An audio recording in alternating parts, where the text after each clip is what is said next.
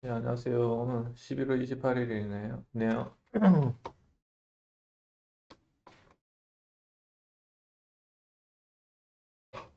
어제 보니까 테슬라 이제 FSD가 한국에 풀리면서 어, 유튜버들이 그 FSD에 대해 가지고 실사용기를 막 올리기 시작하네요. 또 어제 그 내용에 대해서 올렸었습니다.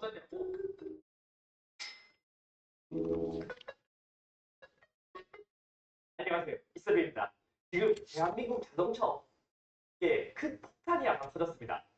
그게 뭐냐면 우리가 흔히 말해 테슬라의 FSD, 풀 셀프 드라이빙이 공식적으로 런칭한 거예요. 제가 사실 알고 보면 오랫동안 테슬라 오너이기도 하고 따로 뭐 밝히진 않았지만 최근에 모델 Y의 주니퍼 롱렌지도 뽑아서 타고 있단 말이에요. 그리고 이제 최근에 막 이슈들을 보면 뭐 BMS나 이런 것도 있어서 그것도 한번 다뤄야 하나 하던 차에 이렇게 FSD라는 큰 폭탄이 하나 떨어져서 오늘은 테크 유튜버 관점에서 이 FSD가 어떻게 작동하고 이게 진짜로 실제로 유용한지 이러한 짧은 사용기를 한번 남겨보려고 합니다. 지금 매우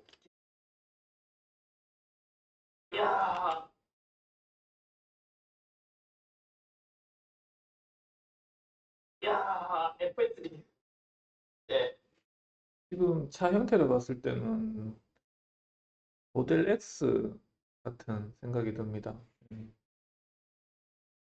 지금 바로 체험을 해볼 건데 먼저 기능을 한번 보잖아요. 그러면 오토파일럿이라고 있습니다. 이거를 누르면 기존의 도움을 예, 좀 모델 X 맞네요. 예, 앞에 보면 디자인 자체가 먼저 기능을 한번 보잖아요. 그러면 오토파일럿 예, 그 모델 X 버전이 밸런스라고 있습니다. 요거를 누르면 기존에도 원래 있었던 메뉴이고요. 그래서 오토 기어라고 한다면 앞차랑 이제 거리 조절을 하면서 크루즈 컨트롤이 가능하고 또 내가 지금 가고 있는 차선을 유지해주는 그 정도의 장치입니다. 근데 이거는 처음에 이 테슬라가 한국에 들어왔을 때는 와 이거는 신세계다 했었는데 지금은 진짜 많은 브랜드들이 이제는 요 차선 유지 정도도 되게 잘해주기 때문에 지금은 업체가 이렇게 불과 한번 또 주소를 현재 지금 그래서 한국 실정하고 보면 FC 미국하고 좀 실정이 좀 다른 면들이 있습니다. 미국 같은 경우에는 지하 주차장이 별로 없죠. 예. 근데 한국 같은 경우에 지하 주차장이 굉장히 필수적으로 되어 있고 하기 때문에 이런 부분들이 어떻게 구현되는지 그게 좀 궁금하기도 했었어요. 썼고 나오는 셀프 다이빙 시작이라고 햄파이어 시작. 아마 이게 테슬라가 비전 기반으로 작동하긴 하지만 기본적인 여기 이제 내비게이션의 맵 이것도 같이 활용을 할 거예요. 근데 지하 주차장에 대한 데이터는 없단 말이에요. 지금 뭐 스티어를 잡고 있지 않은 상황에서 제가 찾아 나가고 있습니다. 물론 지금 이제 약간 저희 집이 가혹한 조건이긴 해요. 왜냐면 저희 집 주차장이 되게 복잡하거든요. 거의 처음 오는 사람들은 헷갈릴 정도로 제 와이프는 4년 정도 살았는데도 아직도 이제 지하 주차장을 찾기 어려울 정도로 되게 복잡하죠. 이 학습을 하고 있는 게 아닐까 하는 생각이 들기도 하고 보면 감고 있어야 되고요. 만약 사고가 난다. 그럼 15분보다 똑같은 것만 그래서 뭐 지하 주차장에 대해 가지고 이렇게 계속 실험을 했었는데 15분 동안 뺑뺑이만 돌다가 이제 운전자가 운전해서 나왔다고 그렇게 이야기하더라고요. 보더라고요. 지하 주차장은 좀 어려울 것 같아요. 와, 이게 직접 운전할 때 이 요크 스티어링 휠은 거의 최악이다. 네, 이것도 잘 끼야 됩니다. 네, 이렇게 해서 이제 안전하게 간다. 그래서 보면 이제 미국하고 상황이 완전 다르죠. 교통 표지편이나 이런 체계도 조금 다르기도 한데 생각보다 이게 잘 작동한다. 그런 거 좀 느낄 수 있습니다. 마감속이 거의 미쳤습니다. 그러면 진짜 양보를 잘해주면 들어올 수 있는 구간이긴 해요. 이제 사람들이 3차선에서 1차선으로 한 번에 가는 사람들이 좀 이제 얄미워서 안 끼어드는 사람 입장에서도 이런 끼어들기나 이런 것들은 약간 스트레스 받을 수도 있는데 뭐 이런 것들도 구현이 되게 잘 된다 이렇게 표현이 되고요. 사람들이 많거든요. 왜? 초기에 반응을 하긴 해요. 근데 생각보다 되게 빠르다. 지금까지 제가 경험했던 주행 보조 시스템이랑은 많이 다른 것 같습니다. 그리고 차가 더 들어오려고 하는 것 같으니까 속도 줄이고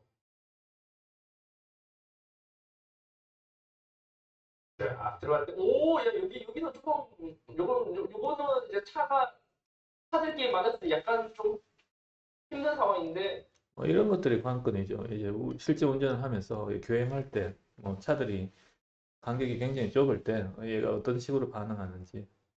자, 지금 왼쪽에 차가 세워져 있는 것은 지나쳤고, 오른쪽에 가야 되는데, 약간 연석 타고 올라가나? 오, 살짝 연석 타는 것 같아. 오. 지금 차들끼리 만났을 때도, 오, 예, 오. 무수하네요, 스미스. 유행이. 앞에 사람이 있으니까 멈췄어. 지금 제 스텝 개입이 아까 경부고속도로로 빠지는 그 방향에서 방향 지시는 넣은 것 말고는 없습니다. 왼쪽인데 주차까지 잘 할까요? 여기서 보면 옵션이 목적지에서 주차, 도로면 이렇게 옵션 선택도 가능하거든요. 봅시다. 주차까지 잘 되는지. 오, 뭐야. 오, 전방 주차한다고?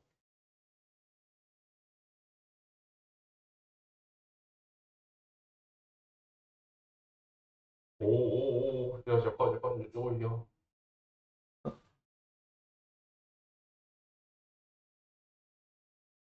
와, 여기서 주차 잘했다. 미리 테스트를 했을 때는 주차까지 완벽하게 이어지는 케이스는 많지 않긴 했어요. 이제 또 주행을 한번 하면서 시내 주행, 골목에서 어떻게 잘 빠져나가는지 보도보겠습니다. 퇴근길, 이거 한번 따라고 판단, 그때는 왜 안 가지? 솔직히 각이 되는데, 사람이 차에 탈 때까지 기다렸구나. 이어서 이야기하자면, 골목 중에 약간 어려웠던 게 뭐냐면, 특히 얘가 웬만한 것들은 잘 하는데, 여기 이제 뒤쪽, 조수석 뒷바퀴 쪽이 약간 사각지대가 있나 봐요. 그래서 연습을 한번 타놓은 적이 있었어요. 너무나 이제 뭐 FSD는 미국에서 많이 이루어졌고, 한국은 유독 또 연습이 많기도 하잖아요. 그래서 연습을 골목에서는 좀 타는 상황들이 있었다. 그런 분들은 좀 보완이 필요해 보이기도 예, 그래서 뭐 지금 한창 FSD에 대한 사용 계획에 대한 리뷰들이 많이 올라오고 있는 것 같습니다. 저도 한번 타보고 싶네요.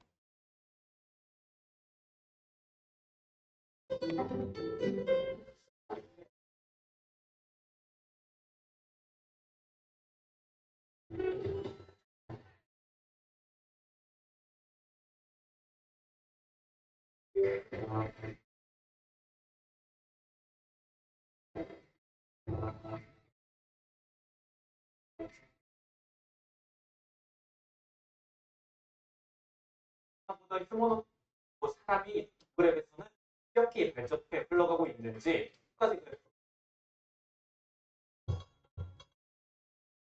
예, 휴머노이드 로봇에 대한 거고 중국 쪽에 좀 타겟이 되어 있는 내용입니다.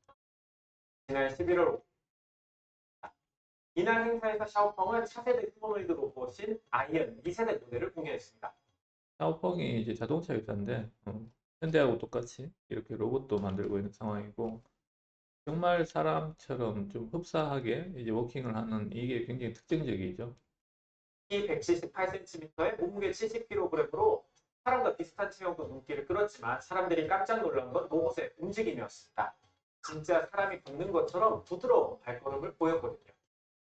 너무나 자연스러운 나머지 SNS에서는 하지만 샤오펑 측에서는 사람이 아니라 로봇이 맞다는 증거 영상을 공개했습니다. 以及外面所到的皮肤。那么肌肉把它剪下来了， 전기차 업체를 넘어서서 사실 샤오펑에는 별도 무대에 오르지는 않았고 영상으로만 공개되었습니다. 배나 높아진 겁니다. 샤오펑은 2014년 스타트업으로 시작해 10년 만에 중국을 대표하는 전기차 업체로 성장했어요. 중국의 전기차 시장은 정부의 대규모 보조금과 지원 정책에 힘입어 정말로 많은 혜택을 뽐내고 있는 거죠. 이익을 낸 곳은 딱 네 곳뿐입니다. BYD, 리오토, 테슬라, 그리고 샤오펑 이렇게. 샤오펑뿐 아니라 다른 중국 기업의 휴머노이드 영상에서도 비슷한 조작 논란이 있었습니다. 영상의 주인공은 유비테크의 2세대 모델 워커 S2인데요. 영상 속 모습이 딱 떨어지게 정렬되어 있고 동시에 걸음을 걷는 모습을 보고 CG로 만든 것 아니냐는 의혹이 나왔습니다. 이 의혹을 던진 사람은 미국의 AI 로봇 기업 피겨 AI의 CEO였는데요. 로봇 머리의 조명이 이상하다고 지적하면서 앞에 로봇만 진짜고 뒤는 가짜라고 주장한 거죠.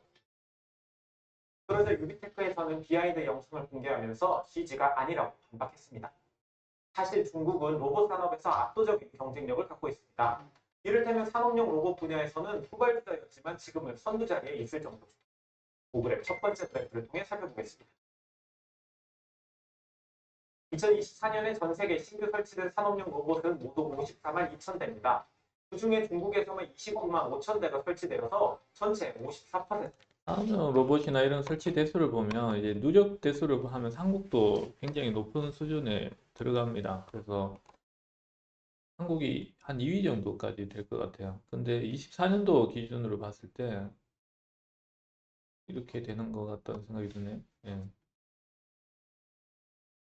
10년 전만 하더라도 중국이 차지하는 비율이 26%밖에 되지 않았습니다.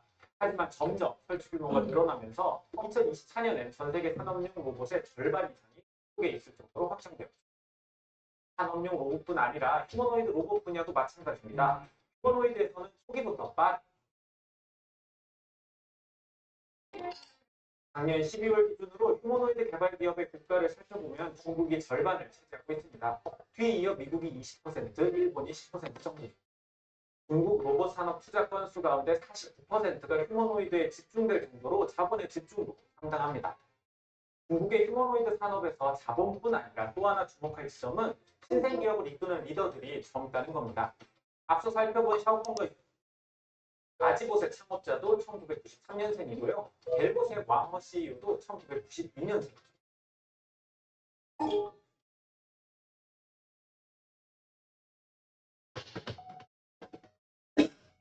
생성형 AI가 빠르게 뿐 아니라 경사도 있는 하프마라톤 코스를 달렸습니다. 로봇은 출발도 못했고 어떤 로봇은 레일에 처박히도 했지만 6대는 완주에 성공했습니다. 와장창 난리였던 상황을 두고 SNS에서는 비판도 있었지만 사실 단순히 실패라고 보기는 어려워요. 실제로 MIT나 워싱턴대 연구자들 사이에선 중국의 이 대회를 두고 역사적 실험이라는 의지로 볼 수 있으니까요. 테슬라뿐 아니라 다른 미국의 빅테크들도 AI 모델을 넘어서 휴머노이드 시장에 발을 내딛고 있습니다. 메타는 신설 로봇팀을 만들고 인재를 채용하고 있고요. 보스턴 다이내믹스의 원래 주인이었던 구글은 앱트로닉과 함께 휴머노이드를 개발하고 있습니다. 또 자동차 생산 원가 절감을 이뤄낼 수 있다는 점이 있습니다. 사실 이미 자동차 제작 공정에는 자동화 공정이 많이 그래서 이게 특징적인 부분이 자동차 회사들이 로봇으로 진출을 많이 한다. 이게 좀 그 이슈인 것 같아요. 적용되어 있습니다. 얘기도 있죠. 나머지 5%의 연선을 연결하는 세심한 작업들. 그래서 이 작업 자체가 보면 수작업으로 이루어지는 작업들이 되게 많기 때문에 그걸 자동화시키려는 생각들이 되게 많고 테슬라 같은 경우에도 모델 3에 대해서 전체적으로 자동화를 100% 시키려다가 결국엔 실패를 했어요. 결국에는 이제 사람이 하는 걸로 공정을 바꾸면서 이렇게 모델 3를 출시를 했었고 그렇지만은 향후에는 이걸 완전 자동화 시키려는 생각을 좀 가지고 있습니다. 이런 영역을 미래의 휴머노이드 그래서 이제 사람이 이제 자동차를 만드는 데 있어서 손이 많이 가는 부분이 이런 거예요. 와이어나 이 전선이나 이런 것들. 예, 이거는 로봇으로 어떻게 할 수 없는 부분이기도 하고 이게 보면 사람이 되게 많이 달라붙어 가지고 작업을 하는데 이거를 많이 줄이려고 하는 경향이 있습니다. 그래서 테슬라 같은 경우에는 타면 이제 제일 많이 듣는 이야기가 뭔가 허전하다, 버튼이 없다 이런 이야기를 되게 많이 하거든요. 예. 그래서 어, 제네시스 C80 같은 경우에 버튼이 한 80개 정도 있어요. 자세히 알려보면. 예, 테슬라 같은 경우에는 버튼이 있는 게 뭐 20개가 안 됩니다. 예, 패드로 다 조작하는 이유가 뭐냐 있는데 이렇게 버튼을 줄이는 이유 중에 하나가 이 와이어를 없애기 위한 그 목적이 있어요. 와이어를 없애버리면 생산 공정의 단가가 만큼 줄어든다.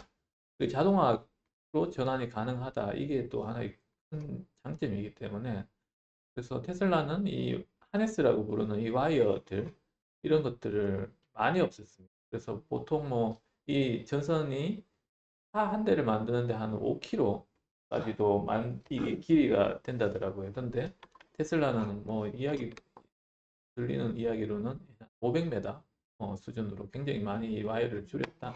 어, 로봇이 대체할 수 있게 되는 겁니다. 그렇게 되면 인력 없이도 100% 로봇만으로 자동 생산, 전문가들은 70에서 80% 정도. 그래서 자동차 회사들이 로봇으로 진출하는 이유는 그겁니다. 예, 기술 영역이 비슷하다는 거. 자율주행하고 이게 굉장히 흡사하다는 거죠. 그래서 테슬라도 옵티머스 3에 대한 로봇을 이렇게 만드는 데 있어가지고 이 안에 들어가는 AI 칩은 테슬라에 들어가는 차에 들어가는 칩을 그대로 쓰고 있어요. 그래서 AI 4칩까지 나와 있는데 아마 이 옵티머스 같은 경우는 5 칩으로 해서 들어가게 될 겁니다. 그러면서 이런 칩들이 되게 차하고 비슷하다. 여기서 보면 오타가 하나 있어요. 혹시 오타 보이시는가요? 흔히 사람들이 이제 하기 쉬운 오타인데 여기 보면 A14 칩, A15 칩이라고 되어 있잖아요. 예, 이게 AI입니다. 1이 아니고 AI 4칩, 5칩. 그러니까 이 내용을 모르면 이렇게 쓸 수밖에 없어요. 왜냐하면 애플에서 나오는 칩이 이런 규칙을 따르거든요. 그래서 A14칩, 15칩, 지금 칩이 보면 16칩까지 나와 있나요? 그렇게 나와 있다 보니 이 헷갈리는 겁니다, 사람들이. 근데 테슬라는 이제 AI4, 5, 6 이렇게 나가죠. 네. 그래서 이거는 좀 못한 것 같아요. 기술 영역이 겹친다고 이야기를 하고 있거든요. 사실 생각해보면 자율주행 차량은 거대한 로봇과 같습니다. 사고를 보고 인지하고 우리가 타고 있을 뿐입니다. 주변 환경을 스캔하고 사물을 인지하는 물류업에서 재고 관리. 그래서 이제 이 자동차 기업들이 로봇으로 가는 이유, 뭐 그거에 대해서 좀 봤고요. 그래서 자동차 기업들이 향후에 로봇 산업 쪽으로 어떤 영향을 좀 할 수 있는가? 그게 좀 앞으로 볼 포인트가 아닌가 싶습니다. AI에게 넌 가난한 학생이야 이렇게 역할을 줬더니 이제 시험 물을 때는 충실하고 시험 보면 뭐 본색을 드러내고 뭐 이런 식으로 한다 이렇게 이야기 나와 있는데 여기서는 우리가 봐야 되는 부분은 프롬프트에 따라 가지고 얘가 반응이 다르다, 확실히 다르다. 그거를 이제 느낄 수 있는 부분인 것 같아요.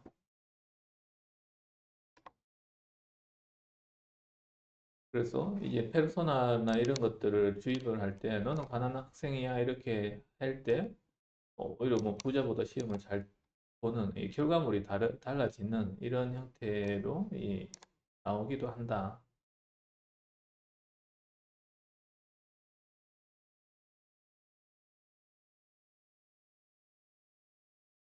그리고 또 이제 클로드가 이런 부분에 대해서 또 굉장히 민감하게 반응을 하는 것 같아요.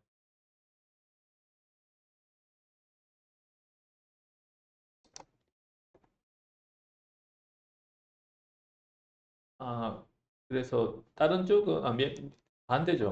클로드가 이런 쪽에 민감하게 반응하는 게 아니라 이제 덜 민감하게 반응을 한다. 다른 것들은 굉장히 이런데 반응을 많이 하는데 클로드는 이런 부분에 대한 고정관념하고 편향을 피하도록 이제 설계가 됐기 때문에 이런 쪽이 영향이 별로 없다. 근데 다른 쪽은 영향이 많다. 이런 내용.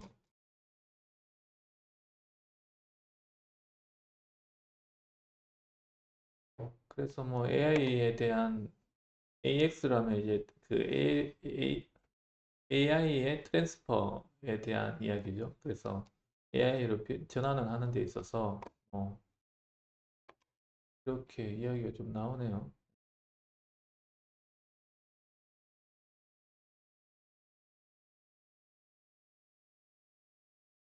페르소나라는 단어 처음 본것 같습니다. 예, 그 페르소나라는 단어가 좀 생소하긴 합니다. 근데 이게 보면 우리가 첫 번째 그 프롬프팅 할 때 쓰는 문장 있잖아요. 당신은 유능한 요약 전문가. 이게 이제 페르소나의 대표적인 문구라고 보시면 될 것 같아요. 그래서 LLM에게 너는 어떤 건지 인지할 수 있는 이제 타겟팅을 해주는, 예. 예를 들어서 너는 오렌 버핏이야. 그러면 오렌 버핏처럼 행동할 수 있게 해주는 그걸 이제 페르소나라고 이제 이야기를 하더라고요. 또 단어 자체가 조금 처음 보면 조금 이해하기 좀 힘들죠. 그래서 페르소나에 대한 정의가 잘 모르게 되면 이 글자, 이 뭐냐, 기사를 이해를 좀 하기 좀 힘듭니다. 중국 휴머노이드도 잘 나가지만 오픈 소스도 벌써 미국을 추월했다. 뭐 이런 얘기들이 나오기 시작하죠. 이거는 뭐 계속적으로 나오는 이야기고 앞으로도 계속적으로 나올 겁니다. 우리 정부에서도 보면 AI에 대한 기본법에 대한 시행령이 이제 발, 발행이 된 발행이 되는 걸로 알고 있습니다.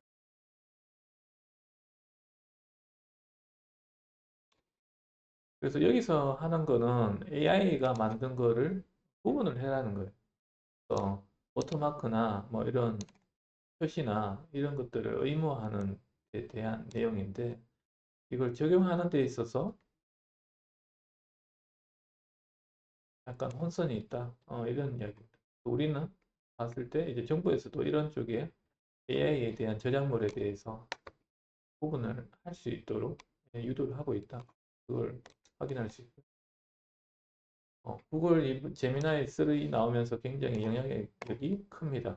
그래서 일단 시가총액부터 이제 바뀌었죠. 그래서 미국의 나스닥이 뭐 3위가 4위였는데 3위로 이제 바뀌었죠. 그 마이크로소프트를 넘어섰는, 예, 그런 형태로 됐었고. 그래서 여기서의 핵심이 이제 TPU가 이제 또 핵심으로 등장합니다.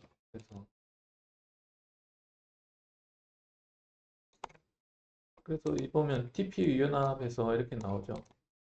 아마 브로드컴이 이제 TPU를 구글에서 오더 받아서 이제 만드는 것 같아요. 그래서 뭐 이쯤 돼서 한번 주가도 한번 볼까요?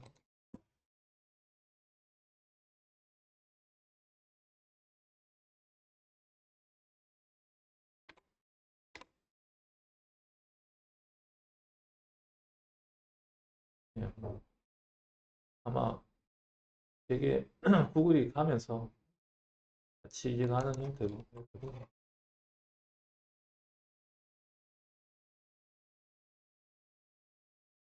AI를 공부하면서 힘든 부분이 용어에 대한 부분이 되게 힘들어요. 계속적으로 뭘 만들어내고 뭐 비슷한 단어를 이제 보게 되는 것 같습니다. 기존에 이제 멀티모달 해가지고 이제 텍스트로만 우리가 받아들이던 이런 것들에 대한 것들이 아니고 이미지하고 음성 다른 것들에 대한 데이터를 받아들이고 이제 표현하는 이런 것들을 멀티모달이라고 이제 우리는 이야기 듣고 있었는데 옴니모달은 또 저는 처음 보는 단어라 가지고 한번 봤어요. 그것이 옴니보라는 단어는 있잖아요. 옴니보가 약간 잡식성을 의미하는 이런 단어들이더라고요. 그래서 아마 옴니보하고 멀티모달을 합쳐가지고 또 이 단어를 만들었지 않나 싶습니다. 그래서 옴니모달은 옴니가 약간 잡식에 대한 의미니까 멀티모달하고 개념이 똑같은 것 같아요. 근데 이런 부분을 더 강조를 해서 옴니모달이라는 단어를 쓰는 게 아닌가 싶습니다. 그래서 어, 이 내용도 보면 옴니모달이라는 의미를 모르면 조금 이해하기가 좀 애매한데, 예. 그래서 결국에는 이제 다양한 이런 데이터들을 받아서 LLM 구조로 학습을 하고 이제 하겠다는 멀티모달 기반 모델을 옴니모델로 짠. 그러니까 이게 더 큰 범위라 이렇게 보이는 거죠.